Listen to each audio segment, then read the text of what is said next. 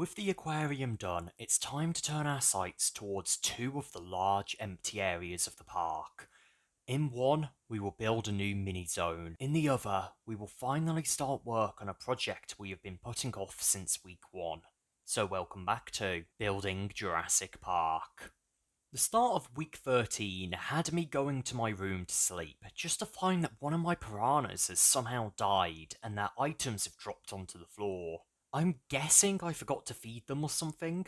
Either way, it was just a bit annoying. Straight after this, I ran over to the T-Rex pen and finally made a cave that was the right size for it. Yeah, I know I said I was going to do this weeks ago, but I finally got around to it. Now the T-Rex doesn't just stand in a corner and spin, so that's a result.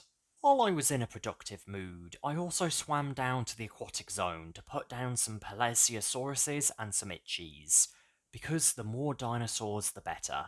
Meanwhile, I was getting all of these dinosaurs ready and placing them down. Martha was hard at work building the exterior of the museum. This was something which, to be honest, I think we had sort of wanted to do much earlier. A lot of my initial ideas of the park saw the museum being built in the first few weeks, as it was meant to be a centrepiece of the park.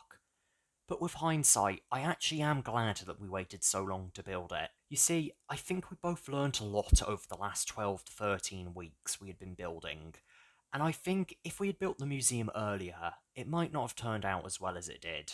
Another advantage of the museum finally being built was that it filled in one of the two massive empty areas left in the park, with the other area being in the bottom right between the aquatic zone and the entrance. For weeks I had absolutely no idea what I was going to do with it. I did have a few ideas about turning it into a park of some kind, but I could never really decide. Eventually, I decided to just bite the bullet and make a start on the zone. I had realised just how many small dinosaurs we had had that weren't actually in any of the enclosures. We had glossed over many of them for a variety of reasons, but mainly because I think we had a bit more of a focus on going for cooler, more iconic dinosaurs. My new plan was to transform this part of the map into a more child-friendly zone, with these little dinosaurs running around so that they can be petted. Before I could even start, however, there was a lot of landscaping that needed to be done. All around this part of the map, there were dozens of holes that went down into the cave system that I needed to flatten out. While I was at it, I also threw some spawning prevention torches under the ground to prevent any mobs from spawning in the middle of the areas. While that was sorted, I still needed to get rid of all the bushes and tall grass, because it would be annoying for me while I was building. Now, I could have done this by hand, but instead I got one of our cars and just ran over all of the plants. All of this landscaping did give me an idea. For the entrance of the zone, I was going to create a little garden centre to try and sell our prehistoric plants to visitors. This meant that anyone who wanted to cut through this part of the park would have to go through this shop, which I thought was a pretty fun idea. I set up all of these little plant holders, but even then I wasn't able to fit all of the prehistoric plants from the mod inside. For the tills, I just used conveyor belts so that items could actually go along them. I also made the exit function as an airlock, where you get out using pressure plates, but have to use buttons to get back in, to prevent the dinosaurs from getting loose. While I was building the garden centre, I kept hearing zombie noises coming from under the ground, so after getting frustrated, I began to tear up the ground, and that was when I discovered a dungeon. My solution to this was excessive firepower by using a flamethrower to clear out the room.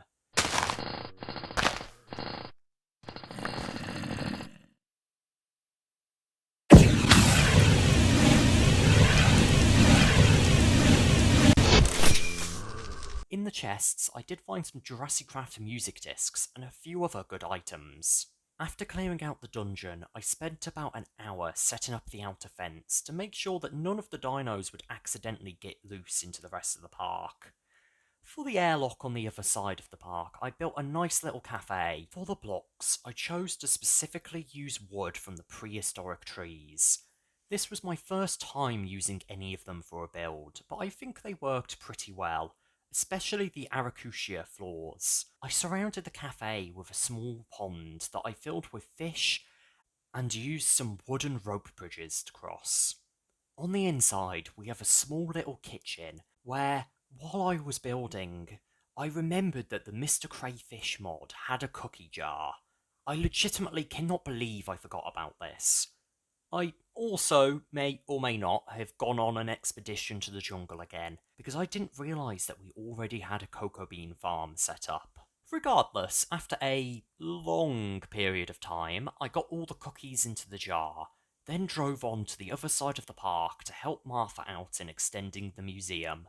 I made these two corridors to connect the central museum to the back building, where we plan on putting a giant skeleton on display. In the middle gap, Martha put down these super tall trees, to make a type of courtyard thing. Speaking of trees, I got my axe and went back to the new small dinosaur area and began chopping down most of the trees in the zone. It made me appreciate just how good the mod that lets you cut down a tree in one go is, because that mod for some reason does not work on the rubber trees, which was very annoying. Once the trees were gone, I went off into the corner and decided to build a mini playground. The first thing I built for this was the slide. Now, I will admit that this slide isn't exactly my best work on this island, but it works. Sort of. Right next to the slide, I set up a bouncy castle that is so bouncy you can even bounce onto the top of it. I am sure that would not be a health and safety issue whatsoever. Actually, now that I think about it, nothing in this park is health and safety approved. I mean, where are the railings? In an attempt to redeem myself for the slide, I used chisel and bits and created some swings. Now, if the slide wasn't exactly my best work, I personally think that the swings may actually be some of my greatest. They look more or less how I wanted them to, and as an extra bonus, later I did catch some of the small dinos hopping onto them. Since there weren't going to be any specific pens for this area, I knew that I wanted to build some small houses for the dinosaurs instead. I designed these small one-block high wooden homes and scattered a bunch of them all around the area. While I was at it, I also made a small oasis pond and a food cabin facing towards the lake. To finish off the builds, I went around and put down all of the trees and paths for the area. From there, it was finally time to put down the dinosaurs. At first, I put down a few of them to make sure I got the right ones. Then later, I came and put down a bunch more. Apart from the dodos, who actually seemed to stay together in a little group, my favourite were these Leos because they would hop everywhere, and I think it's just really cute. This entire zone took me about a day or so of building, and while I was doing that, Martha was off making even more progress on the museum, even constructing the exterior of the second floor. Now, for some reason, when I finished the small dinosaur area, I decided I wanted to go to the service corridor at the back of the herbivore zone and build a detention cell for spies, trying to steal our secrets. What exactly inspired me to do this, I'm not really too sure, but I probably should have done it sooner. With the park nearing completion, it won't be long until we accept guests, and who knows what some of them might try to steal. I made 2 cells each, with 2 beds and a toilet. Overseeing these espionage cells is our security guard, Vladimir. Straight after this, I met up with Martha to place down a few skeletons in the museum. That's a bit better. Problem is also lining it up because look, it's at an angle now.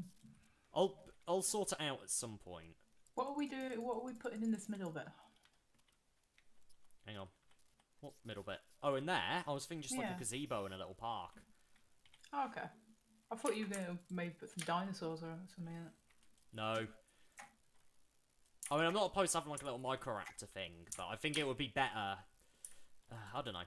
Maybe. Maybe we can just leave it as a dino area, but Because I can't be asked to put stairs in, is what I'm thinking.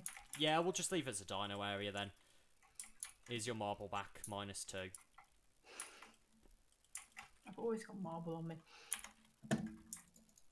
I mean, this is a bit better for being central. Yeah.